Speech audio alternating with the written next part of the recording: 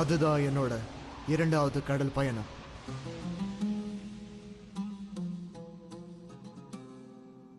புயலால என் கப்பல் தாக்கப்பட்டு யாருமே இல்லாத ஒரு தீவில போய் நான் சிக்கிக்கிட்டேன். என்ன ஒரு ஆச்சரியம்!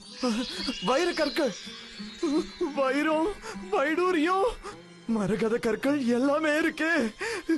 ஒரு நிமிஷம், இந்த தீவை விட்டு வெளியேற முடியாதுங்கிறப்போ இதெல்லாம் சேகரிச்சு என்ன பிரயோஜனம்? எப்படியாவது மலை குன்றுகள் மேல ஏறி வழியை கண்டுபிடிச்சலான்னு முயற்சி செஞ்சேன். ஆனா அதுவும் வேலை செய்யல. ஒவ்வொரு முறையும் என்னோட முயற்சியெல்லாம் தோல்வியில தான் முடிஞ்சது. தப்பிக்கிறதுக்கு எந்த வழி இருக்கிற மாதிரி தெரியலையே. என் கதை இங்கேயே முடிஞ்சிடும் போல இருக்கு. சிந்துபாத் நிலைமை ரொம்ப மோசமா இருக்கேப்பா. ஏப்பா நம்ம வேணும்னா அவருக்கு உதவி பண்ணலாமா? எனக்கு அப்பவே தெரியும் நோபிட்டா, நீ இந்த மாதிரி யாருக்காவது உதவி பண்ண ஆசைப்படுவேன்னு எனக்கு அப்பவே தெரியும்.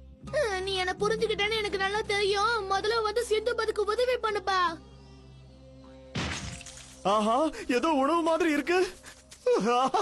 எனக்காக அற்புதமான ஒரு உணவு வந்திருக்கு.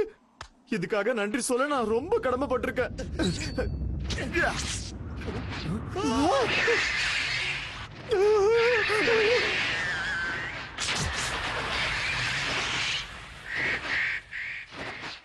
அந்த பறவை ரொம்ப பிரம்மாண்டமா இருக்குல்ல?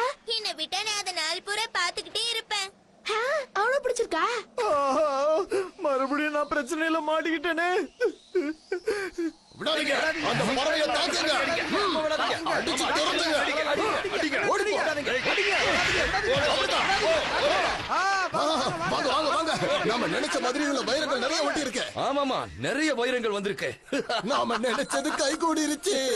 இப்பதான்